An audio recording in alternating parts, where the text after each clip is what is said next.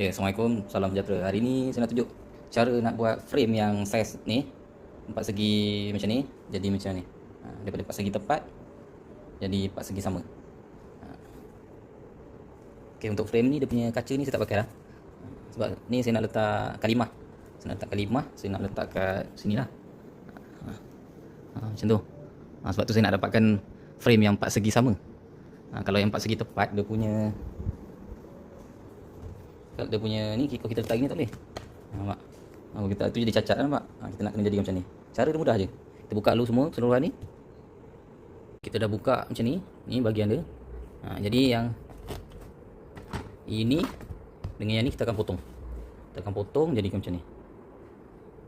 Okey, kita potong, kita kena ukur dulu kat sini. Kita ambil ukuran yang sini, kita bagi sama kat sini. Lepas tu sama juga yang belah sini pun kita ikut sini juga. Bila dah sama sini, kita buatkan, kita potong, jangan potong tegak, kita potong terus sengit ni. Terus potong sengit gitu. Lepas tu yang ni kita ambil, yang belah atas dia ni sambungkan balik. Yang ni kita akan potong ni. Papan ni kita akan potong ni kat sini. Dia punya ukuran sini lebih kurang 21 cm. Okey. Yang ni pun kita akan potong sini. Yang ni ukuran dia saya ingat tapi sama dengan atas ni. Yang ni dia sama dengan ni. Yang sini ukuran dia sama dengan sini. Kita akan potong sengit terus macam ni.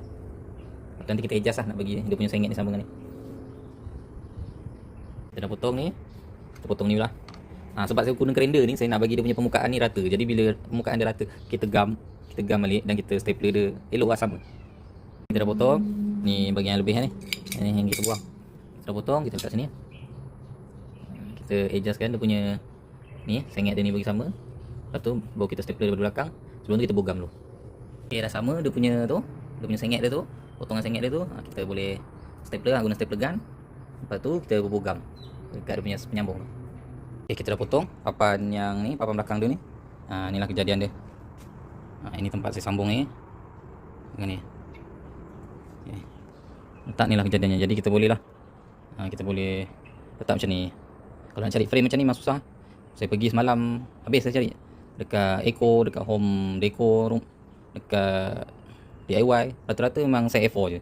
Tak nak, kata tak apa, kita beli je. Lepas tu kita modify sikit. Jadilah. Okay, tu saja. Cara dia mudah. Siapa yang nak dapatkan frame empat segi sama ni. Okay, jumpa lagi video akan datang. Assalamualaikum dan salam sejahtera.